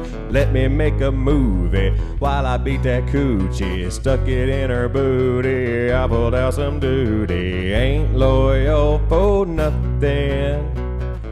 Loyal for nothing. Ain't loyal for nothing. Loyal for nothing. Yeah, I'm gonna lay some pipe to these old school hoes. Yeah, we'll grind till we can't no more. Gonna lay some pipe to these old school hoes. Yeah, we'll grind till we can't no more. Lights out, cock out, living like a porn star, rolling through South Knoxville, Vestal hoes in my car. Baby got a habit, crystal meth and Aquanet, bruh. Tramp stamp, stretch mark, she ain't got on no bra. Big old tits and her ass is fat. I'm like Joe Biden creeping up her back. I'm gonna roll on out with these old school hoes and we'll grind till we can't no more. Gonna lay some pipe to these old school hoes. Yeah, we'll grind till we can't no more. Gonna lay some pipe to these old school hoes. Yeah, we'll grind till we can't no more.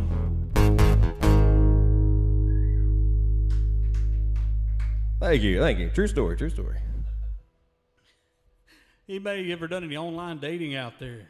Online daters? A couple of you? Couple, okay. All right, All I right. see a few out there that have. This is a song about online dating.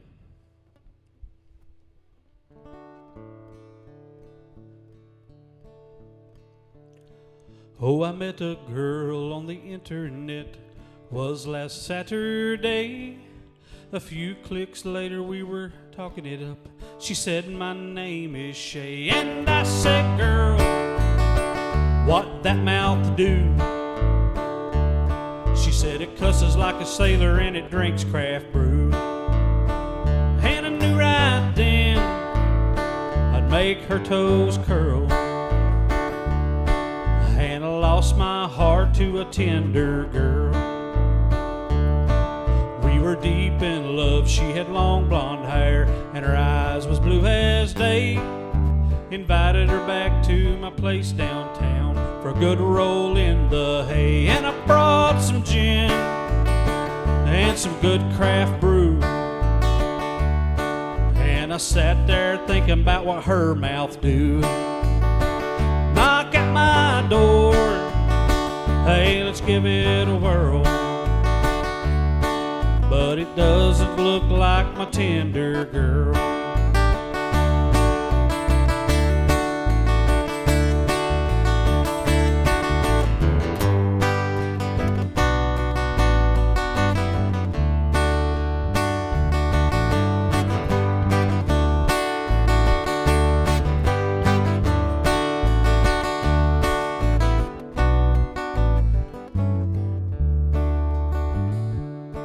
Well, when I woke up, all my things were gone. Hey. Had a broken nose and an aching bum. And it made good sense, 'cause that chick was a dude. Had a stiff right hook and a face tattoo. I tell you, boys, I've been all over this world. I got date raped by a tender girl. I lost my butt cherry to a tender girl. Thank you, thank you. True story, true story. We recently went down to Birmingham for a few shows and took in some sights. This song is a result of that.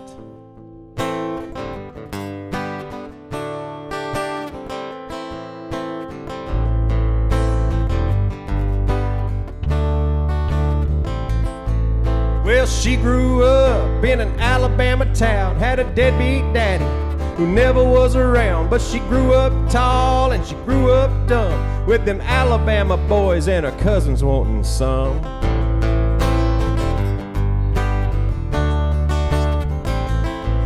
Well, she got a job when she was 18. All us boys were excited, we couldn't wait to see. So I walked in and I took out my cash. She said, "Have a seat, baby, I'm gonna shake my ass." I'm gonna shake my ass. Lap dance from Harry Jane. I wish she'd fucking shave that thing.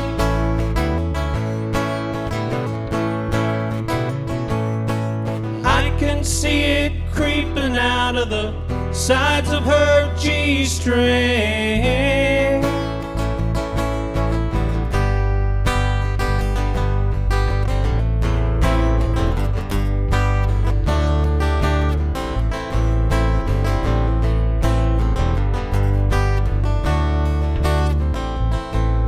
Well, I don't know, but I always thought looks like buckwheat in a leg lock. Tied a trim bush, tied a shaved beef. It'll keep you warm while you're munching on a V. Oh my God, holy shit, looks like a giant chia pet. Buy me a drink and another dance, looks like an afro in her pants. Lap dance from Harry Jane. I wish she'd fucking shave that thing.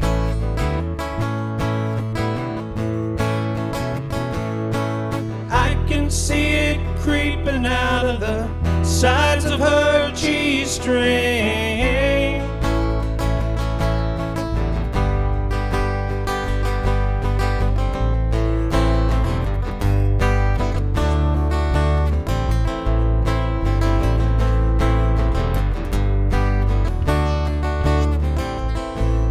All the other girls that work there keep their shit trimmed with minimal hair. But in walked Jane, and would you believe, looks like her vagina's got a weave. Oh my Lord, oh hell no, let them thick and curlies flow. It'll never get cold, cause it's like a fur coat. If it ran for office, it would have our vote. Lap dance from Harry Jane. Wish she'd fucking shave that thing.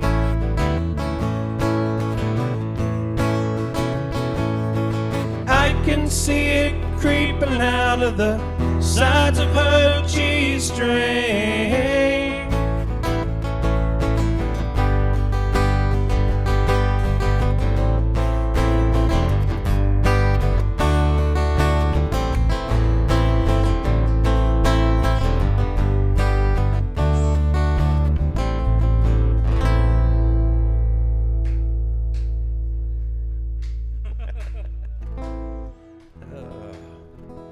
Appreciate that, Curtis.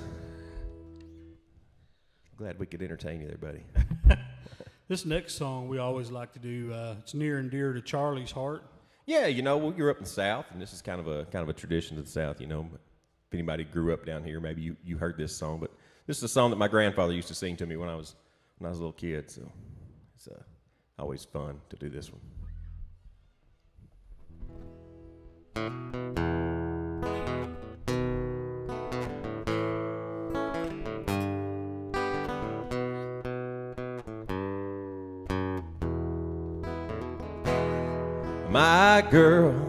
My girl, tell me where have you been?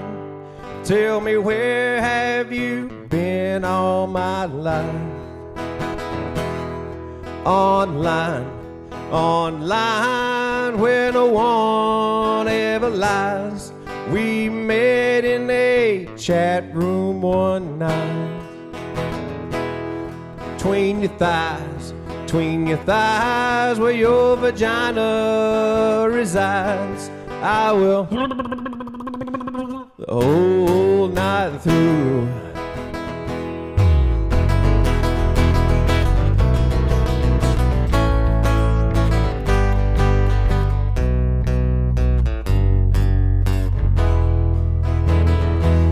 She's got long blonde hair and big old tits. I'm so horny I could shit. Well, she sent me a pic of her pretty pink nip, so I sent her one of my dick. Between your thighs where your vagina resides, I will a whole night through.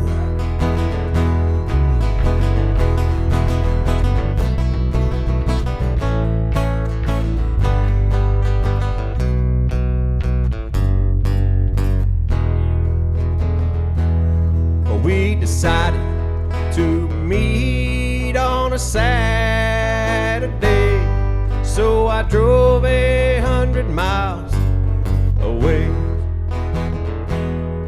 When I got there, to my surprise, this woman was really a guy. Between your thighs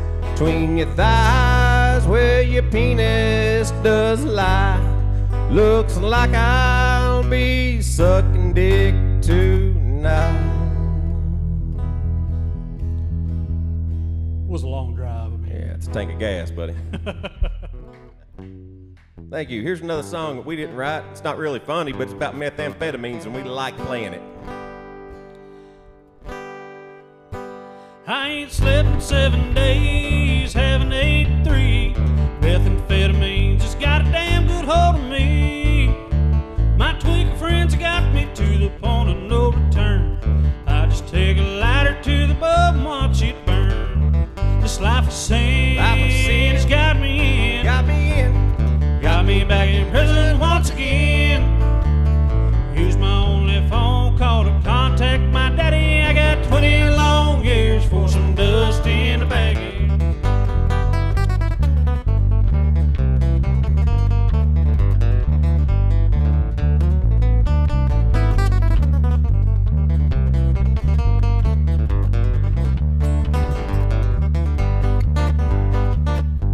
Well, if I would've listened to what Mom and Papa said, wouldn't be locked up in prison, troubled in my head.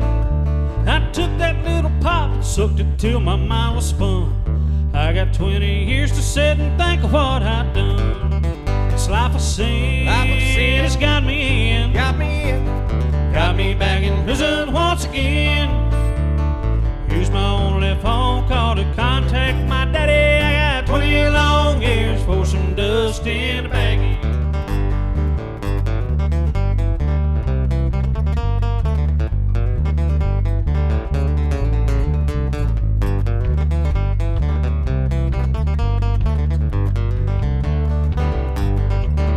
Life of sin has got me in, got me back in prison once again.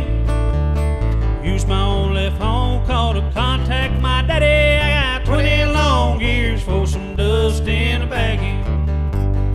Use my only phone call to contact my daddy. I got 20 long years for some dust in a baggie.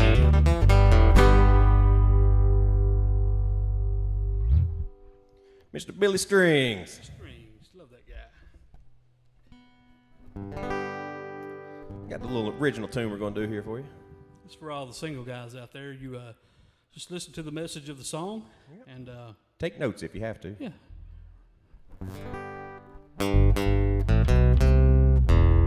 Started going steady late one spring. It began as just a fling, but we were having so much fun. Little did we know what had begun. Took off one Friday, headed for the lake. Didn't take no tackle, didn't take no bait. That little cabin in the pines, where we only had one thing in mind. She got knocked up on a pull-out couch. She got knocked up on a pull-out couch. I put it in, but I didn't pull out. Felt so good I couldn't get out. Oh yes, I know without a doubt. I should have put it in her mouth. She got knocked up on a pull-out couch. We got home, she never called me back. No text or Facebook or Snapchat. I sat and wondered what I did wrong. Or was I just a bang and gone? 9 months later, to my dismay, subpoenaed for my DNA. And now she's getting half my check, and I'm drowning deep in debt. She got knocked up on a pull-out couch. She got knocked up on a pull-out couch. Put it in, but I didn't pull out. Felt so good, I just couldn't get out. Oh, yes, I know without a doubt. I should have put it in her mouth. She got knocked up on a pull-out couch.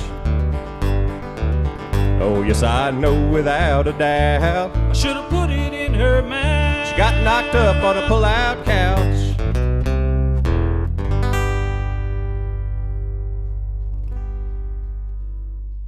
The more you know.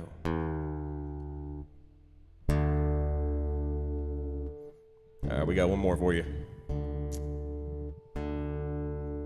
Thanks for tuning in, everybody. Thanks for hanging out. Thanks to ProMotion for having us out tonight. Thanks to Mr. Danny Whitson for his magic. Alex. Thanks to Alex Stokes.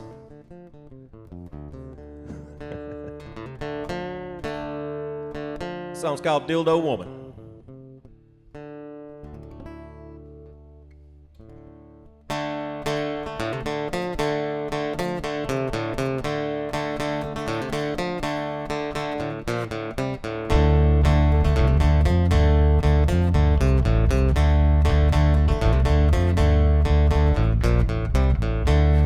Nothing but bad luck with this woman that I used to date. She seemed like such a sweet, sweet thing. You know, I thought that I had met my soulmate. Tied up and blindfolded, she said it was a surprise. Then I heard her say, just relax, and shivers ran up my spine. She's just a dildo woman with anal on her mind. Beware the dildo woman, she's gonna get ya. She's just a dildo woman with anal on her mind. Beware the dildo woman, she's gonna get you from behind.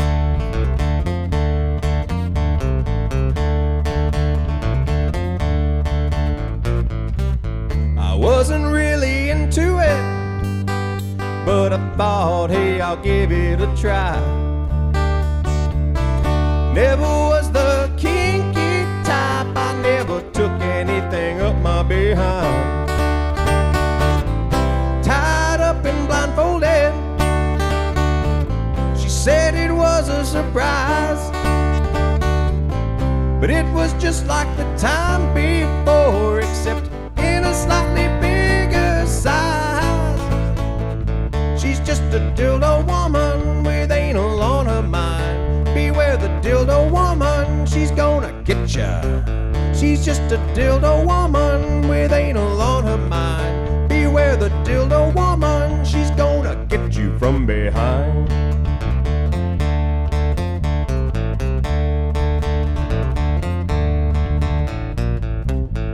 If you find yourself single, looking for a woman to date, stay away from a girl named Jenny trying to woo you with her feminine ways. She'll tie you up and blindfold you, she'll spread your ass cheeks wide.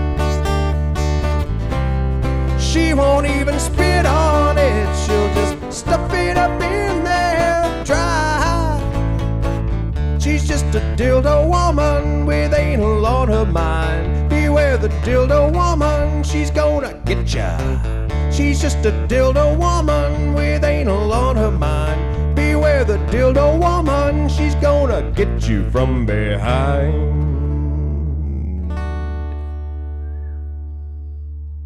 Thank you. We're the Knox by Night Band. Good evening.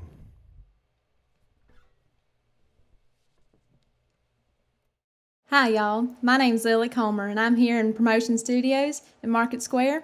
I'm going to start us off with some Leanne Rhymes. Hope y'all enjoy.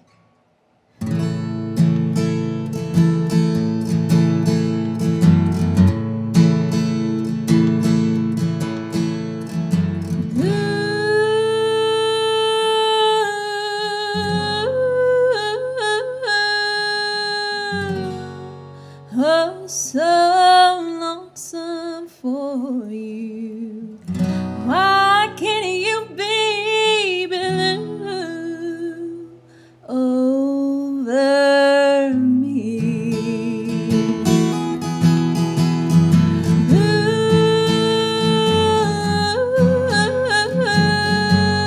oh, so lonesome for you.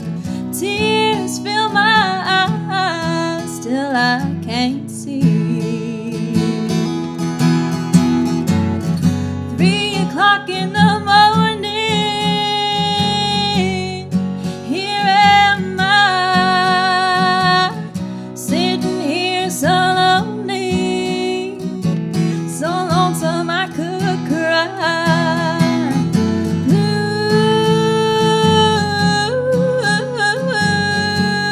oh, so lonesome for you. Why can't you be blue over me?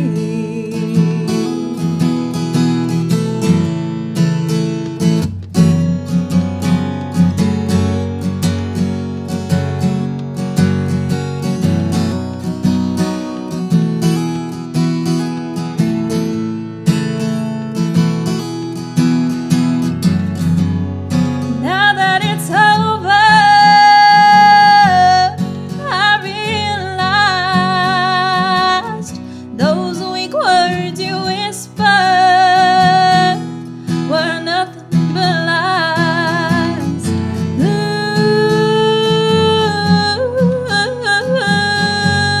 oh, so lonesome for you. Why can't you be blue over me? Why can't you be blue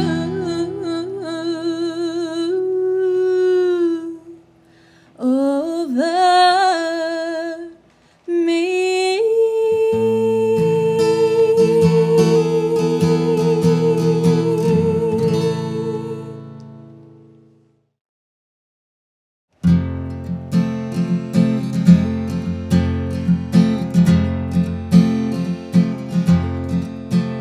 You've been singing that same old song far too long, far too long.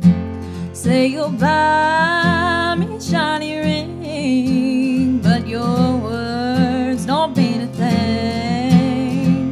No more calling me baby, no more loving like crazy till you take me down. You better take me down. Take me down to the little white church. Take me down. Take me down. Take me down to the little white church. Take me down.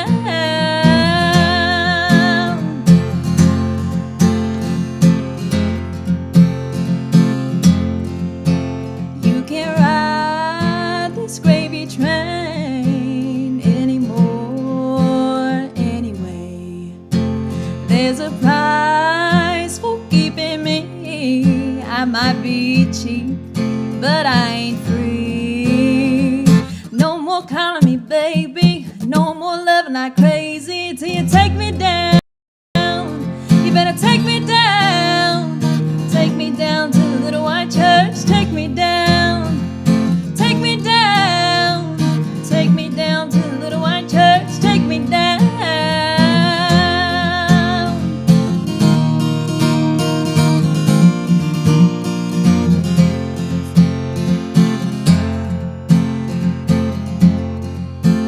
Charming devil, silver tongue, had your fun, now you're done.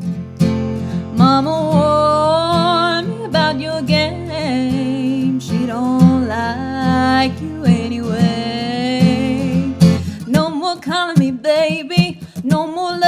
lazy. No more chicken and gravy. Ain't gonna have your babies till you take me down. You better take me down. Take me down to the little white church. Take me down. Take me down. Take me down to the little white church. Take me down to the little white church. Take me down. Take me down to the little white church. Take me down.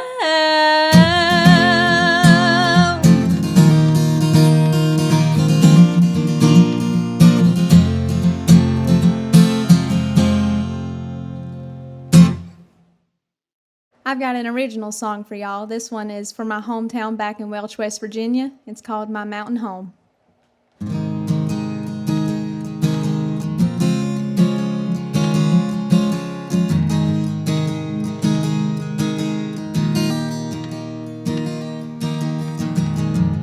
Single wide at the end of the circle. It's where I started this thing called life. Going down 52, Mama says be careful once you cross that county line. They say country roads take me home. You never realize until you're gone there. It's all the little things that you'll miss. Just a lonely girl in a great big world, but it feels so right to be back in my mountain home.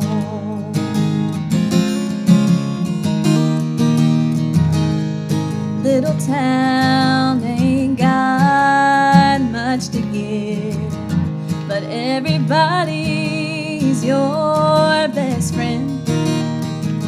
Never met a stranger, and people leave 'cause of it. They say country roads take me home.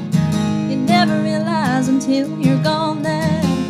It's all the little things that you'll miss. Just a lonely girl in a great big world, but it feels so right to be back in my mountain home.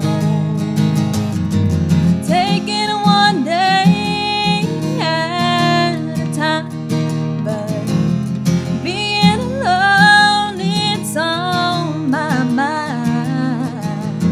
And I hate being gone, so just take me back home.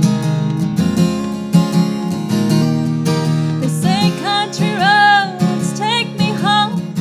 You never realize until you're gone there. It's all the little things that you'll miss. Just a lonely girl in a great big world, but it feels so right to be back in my mountain home. Oh, take me back to my West Virginia mountain home.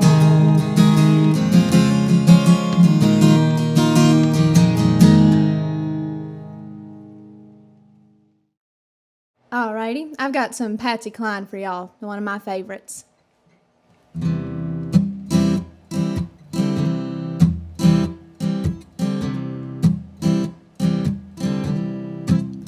I go out walking after midnight, out in the moonlight, just like we used to do. I'm always walking after midnight, searching for you. I walk for miles along the highway, well, that's just my way of saying I love you. I'm always walking after midnight, searching for you.